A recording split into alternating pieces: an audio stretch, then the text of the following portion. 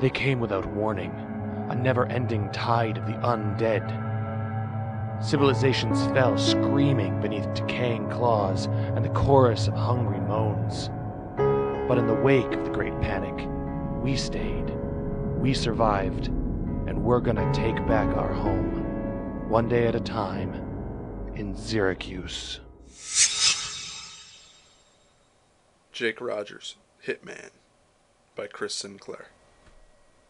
Whenever anyone asked Jake Rogers about his life before the invasion, he always responded the same way. I was a hitman. No one really believed him, but they would play along and listen to his stories anyway. Everyone assumed that Jake had a normal job in his past life, and that he created his stories to liven things up in the zone. Some said he must have been a writer, because he had a way of making his stories seem so real. Others figured that he had watched too many movies. I know the truth. Shortly after arriving in the Blue Zone, I was assigned to a salvage team. Jake and I would follow the squads and collect any resources that we could manage. Our shifts were rather uneventful. The Corps made sure that Zach was cleared out before we even set foot outside of our transport. We weren't even given a Zed. They were only for the Corps. We stuck mainly to the highways, siphoning gasoline out of the vehicles that lined Route 81. After we were finished with them, the auto shells were towed back to help reinforce our perimeter fence. In order to pass the time, I would ask Jake to tell me stories about his past life. He never disappointed. Without much effort, he would weave tales that writers would kill to have written. One particularly boring shift, I decided some stories were needed. So Jake, how many people have you killed in your life? All I had to do was get him started, and he would do the rest. I never kept track. Dozens, I would assume. I was never out of work for too long. So what's the going rate for a hired gun these days, Jake? I'm out of the game now. No one needs a hitman these days. The Corps, they take care of the hits now, although they don't get paid as well. What was the going rate to have someone taken care of? I asked. You couldn't afford it. Let's just say that I lived a comfortable life. I had places in multiple countries around the world, in case I needed to lay low. I was careful though, so it never came to that. I made sure never to leave any witnesses behind. There was only one instance where I ever thought I would get caught. I cut Jake off. Oh, can I hear the story about the time the great Jake Rogers almost got caught? It wasn't my finest moment, but alright, here goes. My services were requested in Philadelphia. I had been in the murder-for-hire game for a few years now, but I was new to Philly. I preferred to stay in the familiar locations, but the price was right. I was hired to clean up a business deal gone bad. A Philly-based toy company was ready to launch their latest line of action figures.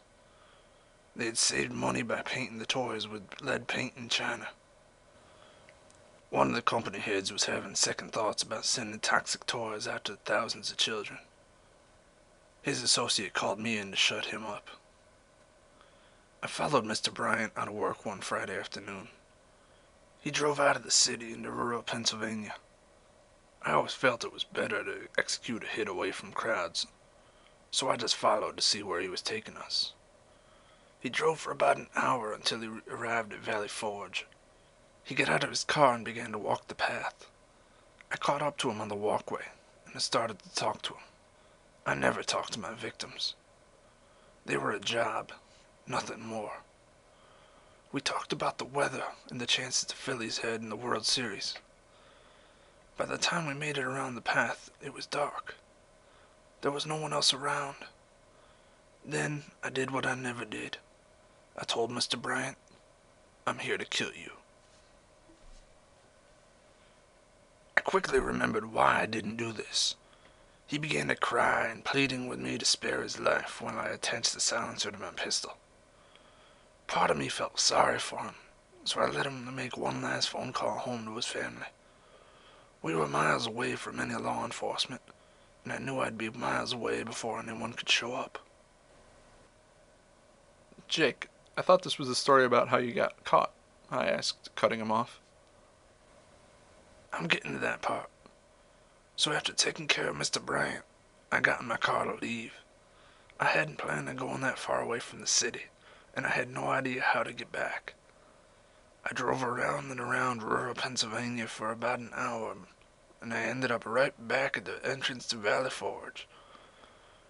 The police had set up a roadblock, and they were questioning drivers about the murder. I quickly came up with a fake story about visiting some family in the area, and I got lost. The officer fell for it, and he even gave me directions back to the city. There you have it, the story of the time I was almost caught. After the Valley Forge incident, I always stayed close to home. I liked your other stories better. At least they seemed believable. Really, Jake, you should give up this whole Hitman thing. It sounds like you've run out of material. I finished draining the tank of an Acura and stood up to see Jake standing across the car from me.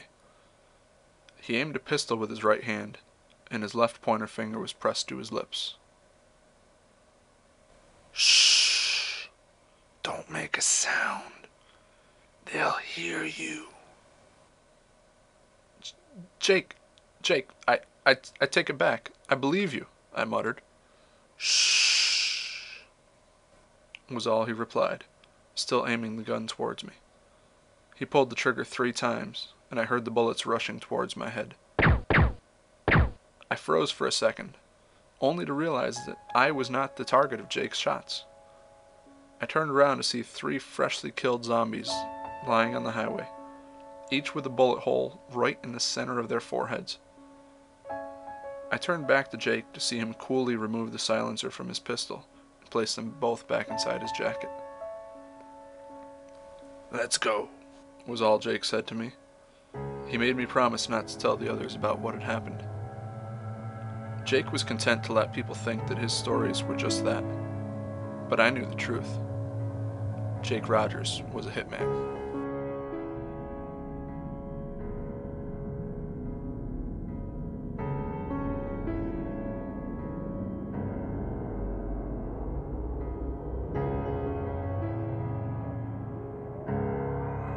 Syracuse.com audio is released under a Creative Commons 3.0 Attribution, Non-Commercial, Non-Derivative Works license. That means you can share it as long as you give Syracuse.com and the author credit and don't sell it or change it. Find stories like this and more at Syracuse.com.